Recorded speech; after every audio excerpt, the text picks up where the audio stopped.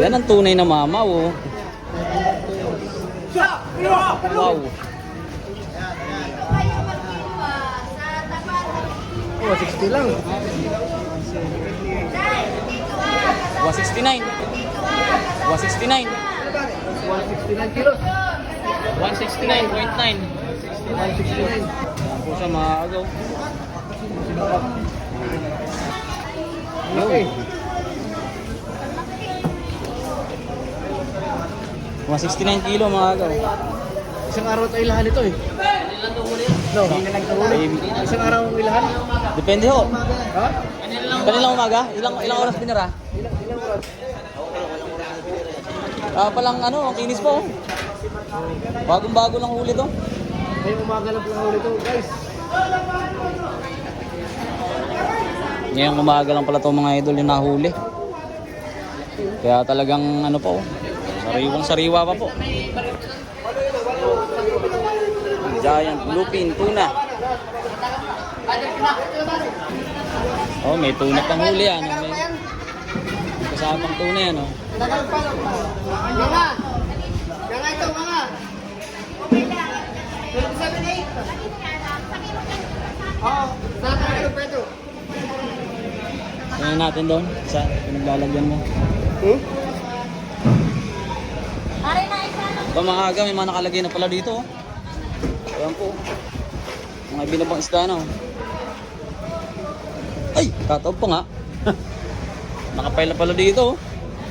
Pambiyahe na, ready na yan. Dalangan. 35.2. 35.2. Ay ba pang tuna?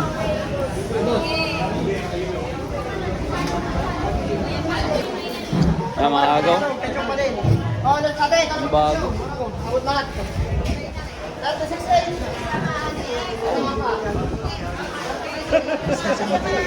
Quality, ang laki. Ano, tulingan? Bluefin po, bluefin. Bluefin tuna.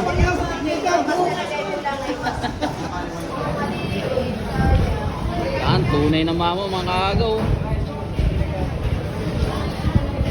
Bali, kaninang umaga lang daw po talaga ito nahuli. Kasi bad po yan ng bangkang Yuki. Yuki box. Yan po. Yan po ay 169 kilo na giant bluefin tuna. At yan po may meron pa bago pang mga ibinababa na kasama niyang dambuhalang tuna na yan. Oh.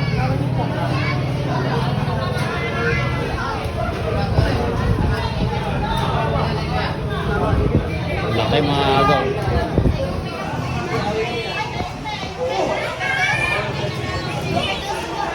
Sariwang-sariwa po yan, oh. Tingnan nyo naman po yung mata. Malinaw na malinaw pa mga agaw. Grabe.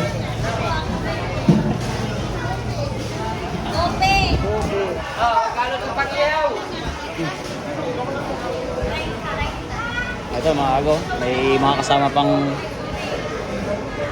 tuna. Ayan po. Opya, mani popcorn.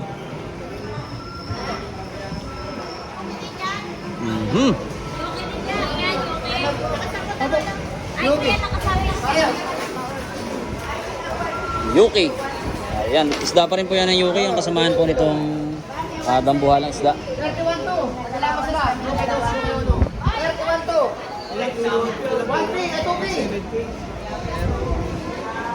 31. Ganda, madam.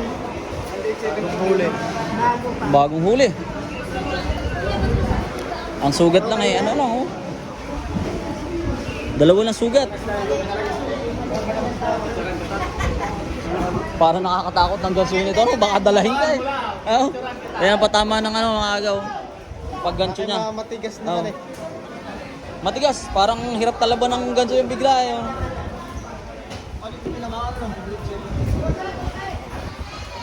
Ako may panibago po.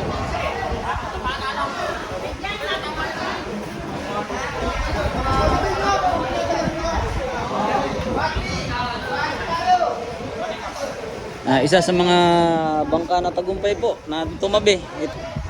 Dahil may mga ilang peraso po silang tuna.